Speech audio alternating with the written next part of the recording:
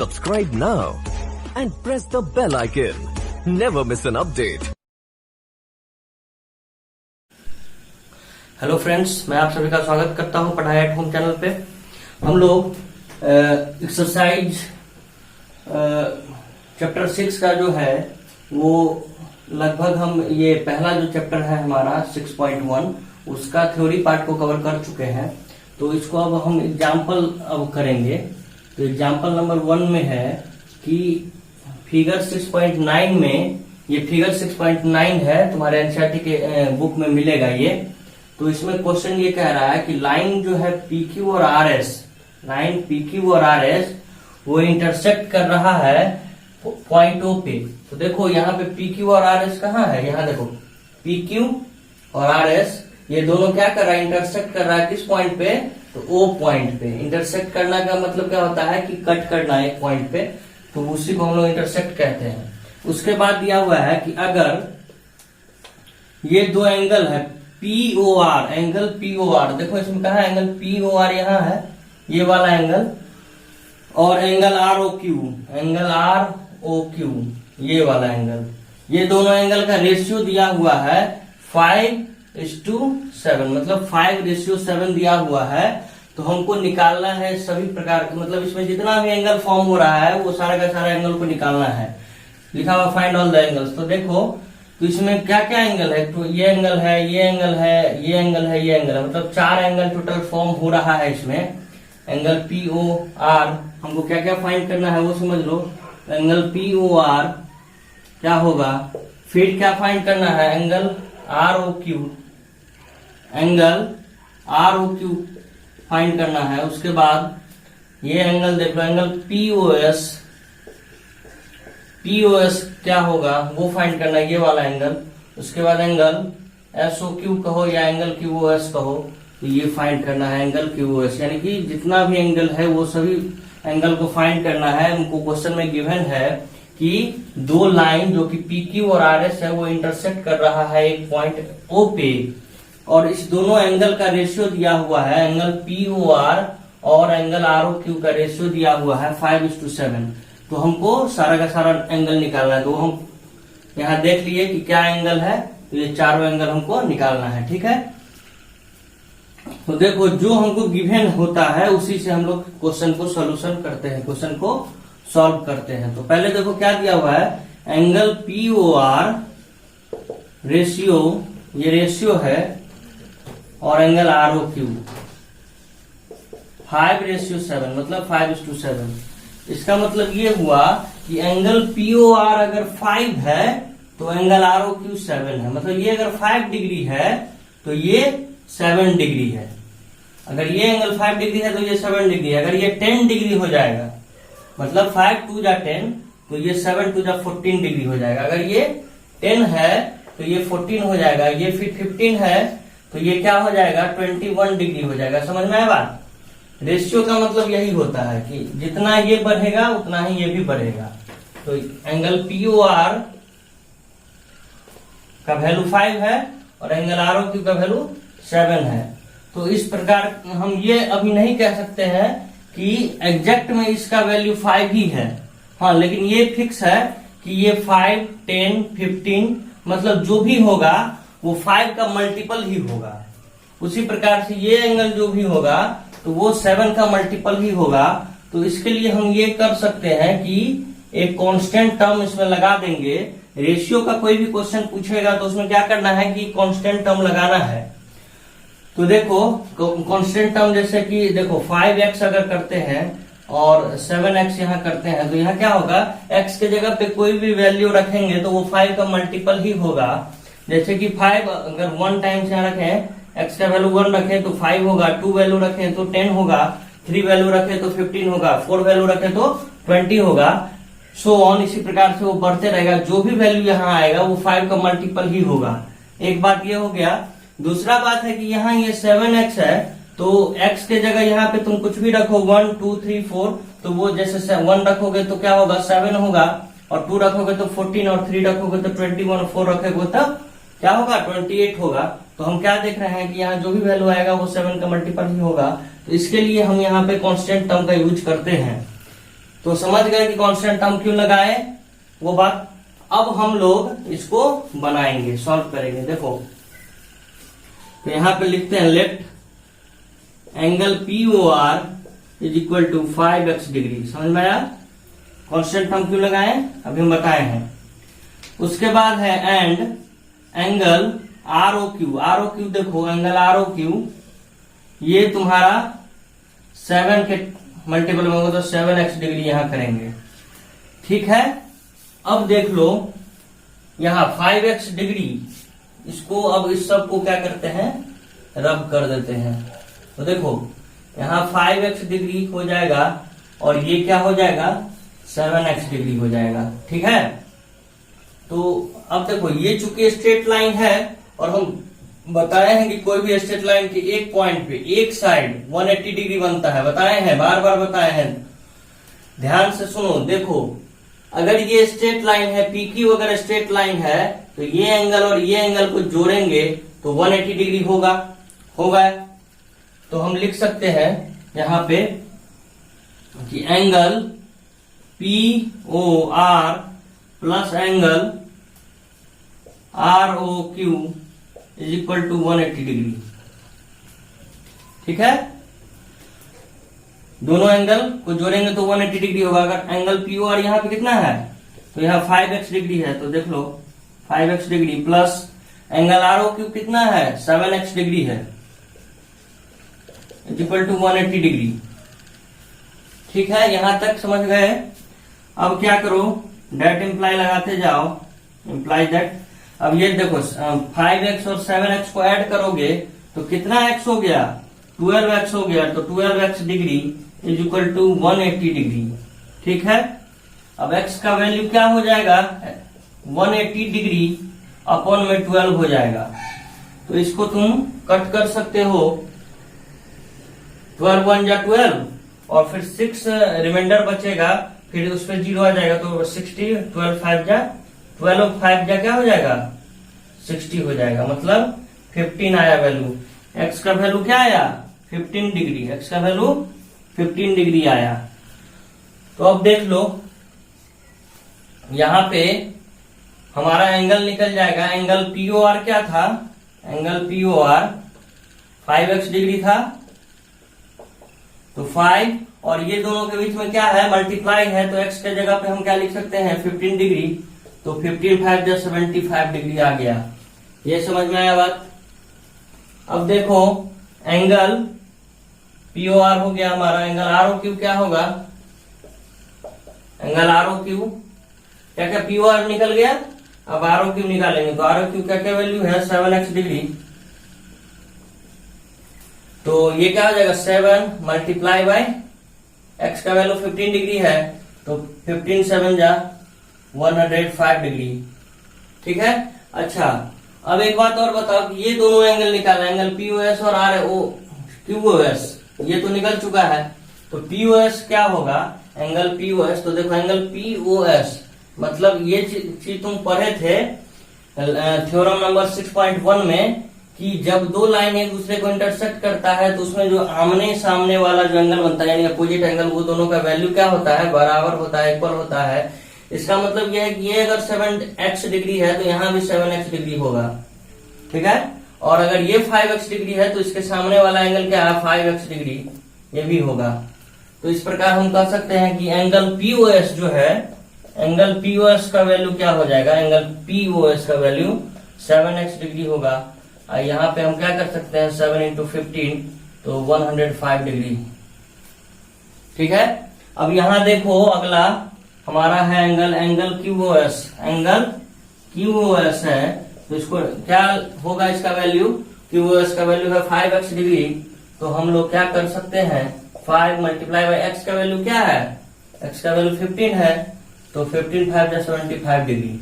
समझ में आया। तो ये चारों एंगल निकल गया हमारा, ये चारों एंगल निकालना था वो हो गया। अब इसका देखो कि ये जो तुम्हारा आया है 75, ये क्या है 5 के मल्टीपल में है, ये जो ये है 7x है के मल्टीपल में है ना, 7 के मल्टीपल में है ये। उसी प्रकार से ये भी मतलब समझ गया बात कि वहां पे कांस्टेंट टर्म क्यों माने थे और कांस्टेंट टर्म मानने तो कैसे बना ये क्वेश्चन। तो इसको उम्मीद करते हैं कि समझ गए होंगे, लेकिन फिर भी नोट डाउन कर लो।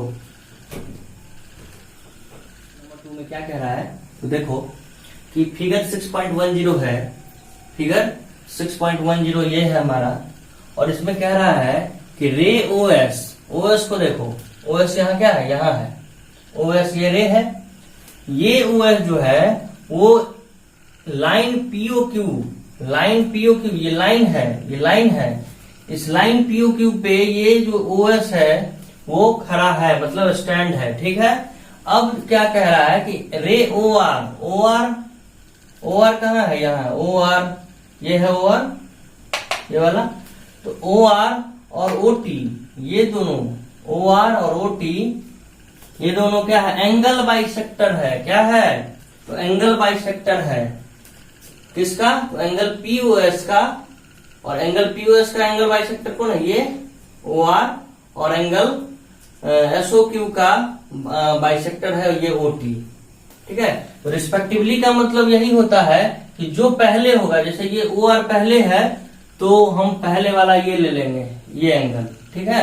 तो एंगल पीओएस का, एंगल पीओएस का बाइसेक्टर क्या है, तो ओ आर, एंगल पीओएस का बाइसेक्टर है ओ आर, और रे जो ओ टी है ये आपको बाइसेक्टर है किसका, तो एंगल एसओक्यू का, एंगल एसओक्यू का बाइसेक्टर है ये ओ टी, ठीक है।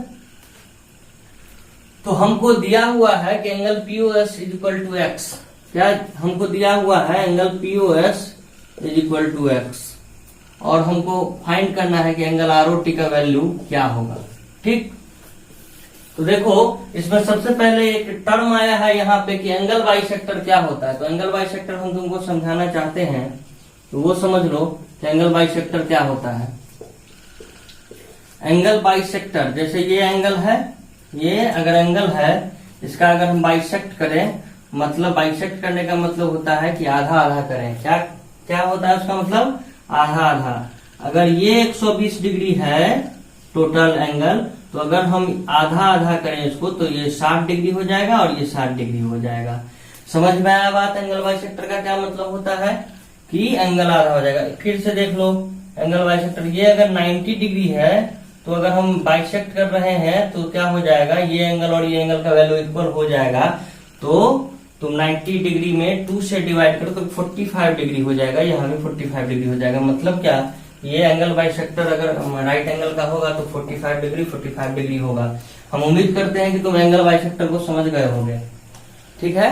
तो अब हम लोग देखते हैं इसमें क्वेश्चन क्या कह रहा है कि एंगल पीओएस का वैल्यू एक्स है। एंगल पीओएस को देखो कहाँ पे है, एंगल पीओएस हमारा यहाँ है, एंगल पीओएस ये वाला एंगल, ठीक, ये वाला एंगल कितना दिया हुआ है, एक्स दिया हुआ है, ध्यान रखो ये क्या है, एक्स है, एंगल पीओएस एक्स है।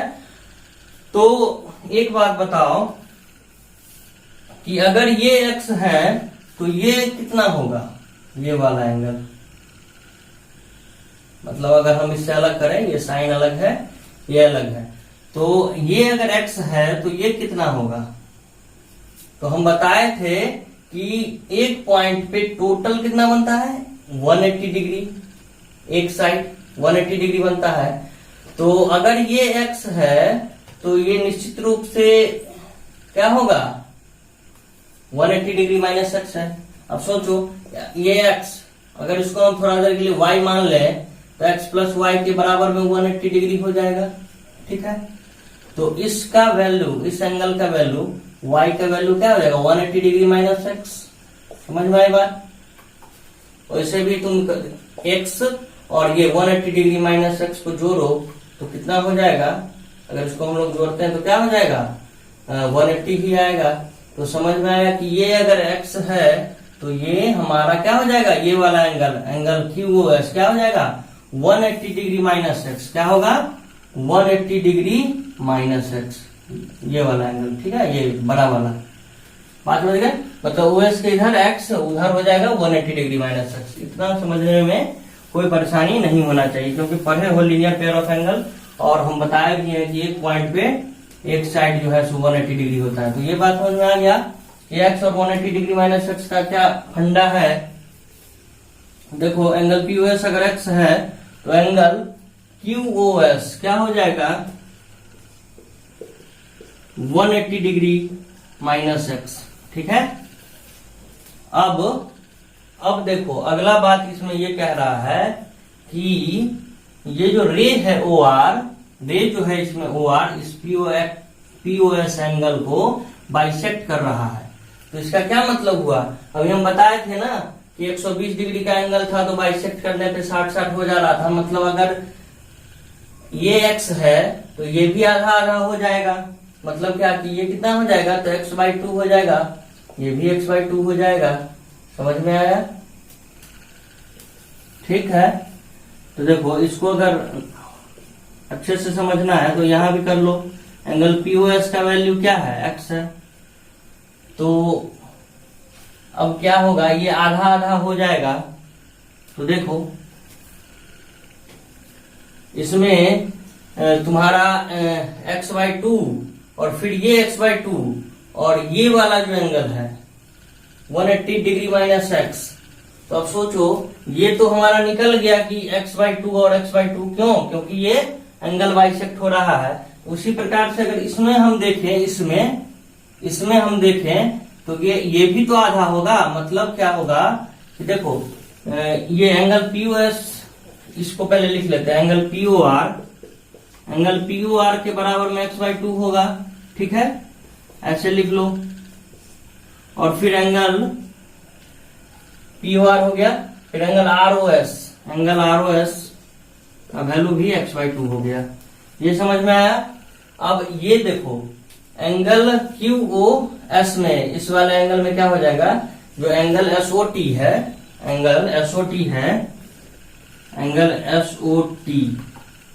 ये क्या होगा, तो जो एंगल है पूरा तो 180 डिग्री माइनस एक्स है, तो इसका आधा होगा। ठीक, ये पूरा इतना है ना 180 डिग्री माइनस एक्स, तो इसका आधा होगा। तो इसको हम लोग अलग अलग कर लेंगे तो क्या हो जाएगा, देखो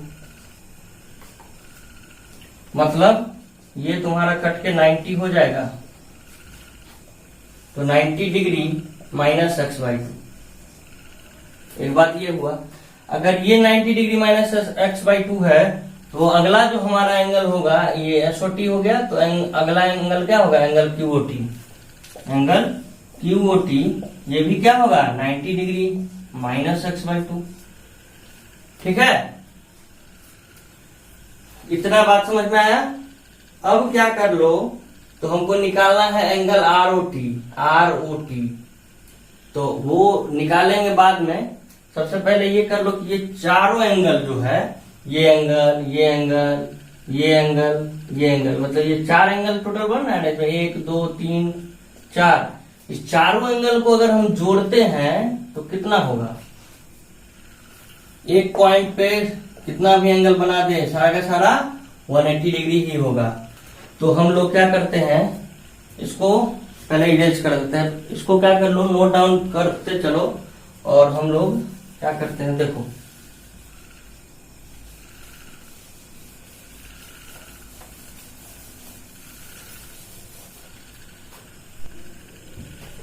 देखो हमको फाइंड क्या करना था, एंगल आरओटी। क्या फाइंड करना था, एंगल आरओटी। हम ये सब समझ गए हैं ना कि ये x/2 ये 90 डिग्री माइनस x/2 और ये 90 डिग्री माइनस x/2। तो आरओटी के इक्वल में हम क्या लिख सकते हैं, एंगल आरओटी के इक्वल में हम लोग लिख सकते हैं कि angle ROS plus angle SOT. तो देखो एंगल आरओएस का वैल्यू हमारा क्या है, एंगल आरओएस का वैल्यू है हमारा x/2। एंगल आरओएस का वैल्यू क्या है, x/2 प्लस एंगल एसओटी का वैल्यू क्या है, एसओटी का वैल्यू 90 डिग्री माइनस x/2, यही है।